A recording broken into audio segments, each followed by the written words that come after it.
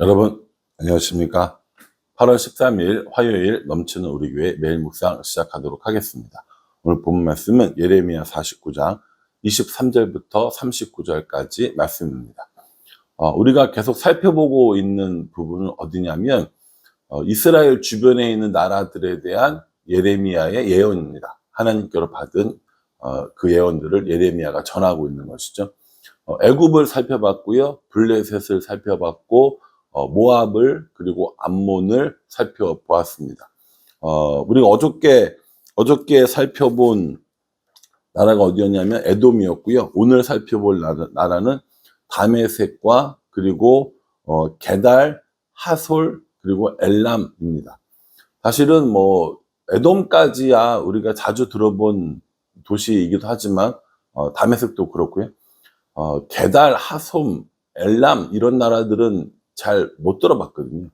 나라라기보다는 한 부족 이렇게 생각하시면 좋을 것 같습니다. 다메섹은요, 지금도 있는 도시죠. 전 세계 도시 중에서 가장 오래된 도시 중에 하나가 바로 이 다메섹이고요. 오늘날 우리는 이 도시를 다마스커스라고 부르고 있습니다. 바울이 사울일 때 예수님 믿는 사람들을 잡으러 갔던 그 도시, 굉장히 오래되고 역사가 깊은 이 다메섹이었다라는 것이죠. 근데 이 다메섹에 있는 두 도시가 있는데 그 도시가 어디냐면요, 23절 말씀에 보면 다메섹에 대한 말씀이라. 하맛과 아르밧이 수치를 당하리니 이는 흉한 소문을 듣고 낙담함이니라. 바닷가에서 비틀거리며 평안이 없도다, 이렇게 얘기합니다. 다메섹은 역사가 깊은 곳이고요. 나름대로 이런 어떤 도시의 형태, 또 이런 구조 이런 것이 굉장히 탄탄한 도시였다고 합니다. 그곳에 하맛과 아르밧이라는 곳이 있었는데 그곳이 수치를 당하게 된다라는 것이죠. 그리고 이 도시가 평안이 없게 될 것이다 라고 이렇게 이야기합니다. 전쟁의 소용돌이에 이 작은 나라들 혹은 이 부족 국가들까지 다 휩쓸린 것을 볼 수 있습니다. 원래 이곳은 25절에 보면요, 어찌하여 찬송의 성읍 나의 즐거운 성읍이 버린 것이 되었느냐라고 이야기하면서 기쁨과 영광이 가득한 도시였다라는 겁니다. 그런데 그 전쟁으로 말미암아 하나님의 심판으로 말미암아 평안이 없는 그런 도시가 되어버렸다라고 이야기를 하는 것이죠. 이 다메섹의 가장 큰 자랑은 오래된 역사였을 겁니다. 주변 도시들보다 훨씬 더 오래 세워졌고 그만큼 더 견고할 것이고 그만큼 힘이 있었겠죠. 그런데 이 전쟁으로 말미암아 하나님의 심판으로 말미암아 모든 것이 다 평안이 사라진 그런 모습을 보여줍니다. 28절에 보면 게달이라고 하는 곳이 나오거든요. 28절이요. 바벨론의 느부갓네살 왕에게 공격을 받은 게달과 하솔 나라들에 대한 말씀이라. 여호와께서 이와 같이 말씀하실 때 너희는 일어나 게달로 올라가서 동방 자손들을 황폐하게 하라, 이렇게 얘기합니다. 황폐해진 게달의 모습을 보여주는 거죠. 이 게달 족속은 누구냐면요, 아브라함의 아들이었던 이스마엘 아시죠? 그 이스마엘이 12명의 아들을 낳았는데 그 12명의 아들 중에 두 번째 아들이 이 게달입니다. 이 게달은 검은 양의 이 털로 만든 검은 장막으로 굉장히 유명한 그 사람들이었고요. 또 이 사람들은 매우 용맹하여서 용병으로 다른 나라에 많이 이렇게 불려갔다고 합니다. 그러니까 보십시오. 손재주도 좋았고 또 용맹하기로 유명한 이 게달 족속이지만 결국 이 하나님의 심판을 피하지 못한 그런 모습을 볼 수 있다라는 것이죠. 30절에 보면 하솔이 나옵니다. 여호와의 말씀이니라. 하솔 주민아 도망하라. 멀리 가서 깊은 곳에 살라. 이는 바벨론의 느부갓네살 왕이 너를 칠 모략과 너를 칠 계책을 세웠습니다. 이렇게 이야기합니다. 하솔은 혹시 기억하실지 모르겠는데 이 사사기에 보면 드보라와 바락에 의해서 점령당했던 성읍입니다. 이 하솔도 결국에 느부갓네살 왕에 의해서 멸망당하게 될 것을 말씀해 주고 있습니다. 마지막으로 나오는 나라는요, 34절에 보면 엘람입니다. 34절이요. 유다왕 시드기야가 즉위한 지 오래지 않아서 엘람에 대한 여호와의 말씀이 선지자 예레미야에게 임하여 이르시되, 이렇게 이야기합니다. 이 엘람이라는 곳은요, 뭐로 유명한 곳이냐면 활 쏘는 것으로 유명한 사람이라고 합니다. 아주 그 활 쏘는 기술들이 발달되었고, 활 만드는 기술들이 발달되었고, 그래서 아수르가 공격할 때 이 엘람 사람들로 인해서 많은 어려움을 당하기도 했다라고 하는 기록이 남아있다고 합니다. 이렇게 활 잘 쏘는 엘람 민족이었는데 뭐라고 얘기하냐면 35절에 만군의 여호와가 이같이 말하노라. 보라, 내가 엘람의 힘의 으뜸과는 활을 꺾을 것이요. 이렇게 얘기합니다. 활을 잘 쏘는 민족한테 활을 꺾겠다라고 하는 건 나라가 멸망한다라는 의미겠죠. 근데 오늘 말씀을 곰곰이 생각해 보면 각각 나라들은 그렇게 힘이 있는 나라들은 아닙니다. 그렇다고 해서 없는 나라들도 아니에요. 근데 이 나라들은 강대국의 그 틈바구니 속에서 어찌어찌 살아남은 나라들이거든요.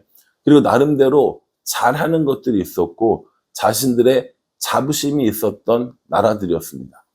그런데 이 하나님의 심판 앞에 자신들의 자랑과 자신들의 자부심들이 하나하나 꺾여가는 모습을 우리에게 보여주고 있습니다.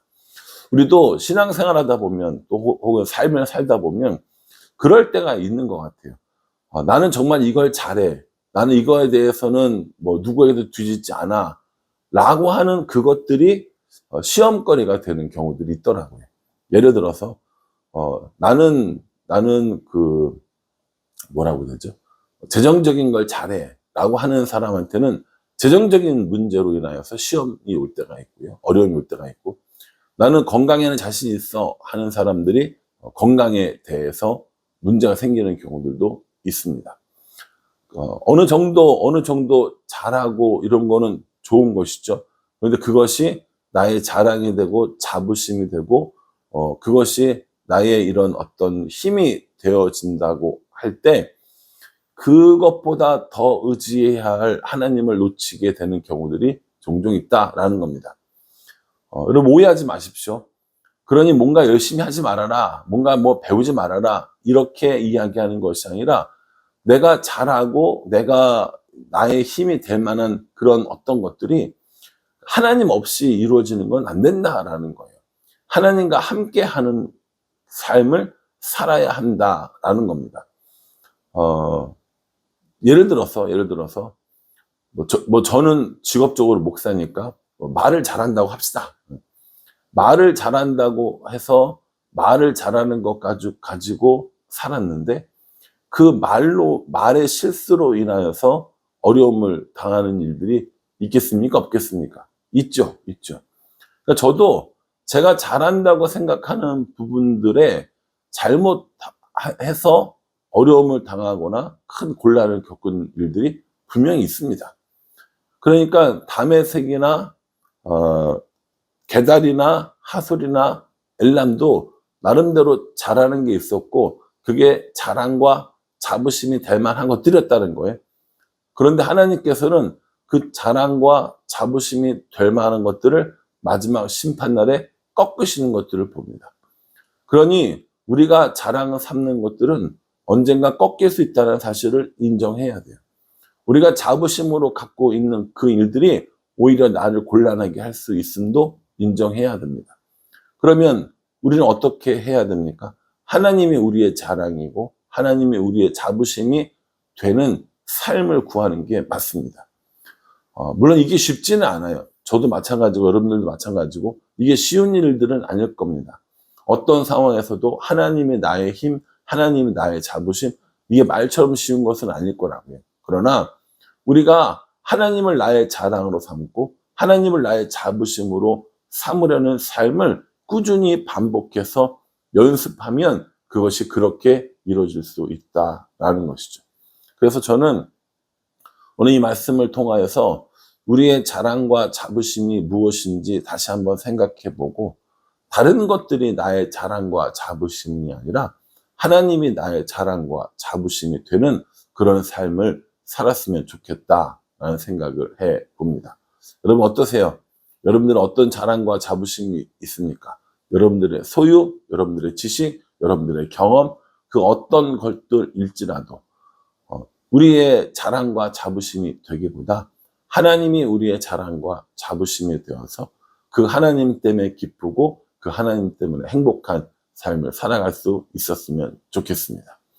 오늘 예레미야를 통하여서 다메섹과 그리고 게달과 하솔과 엘람에 대한 예언, 이들이 멸망할 것을, 심판당할 것을 말씀해 주셨지만 앞에 있는 나라들과 마찬가지로 이 39절에 보면 그러나 말일에 이르러 내가 엘람의 포로를 돌아가게 하리라 여호와의 말씀이니라 라고 이렇게 이야기하면서 다시 또 포로로 돌아오게 해줄 것들도 약속해 주십니다.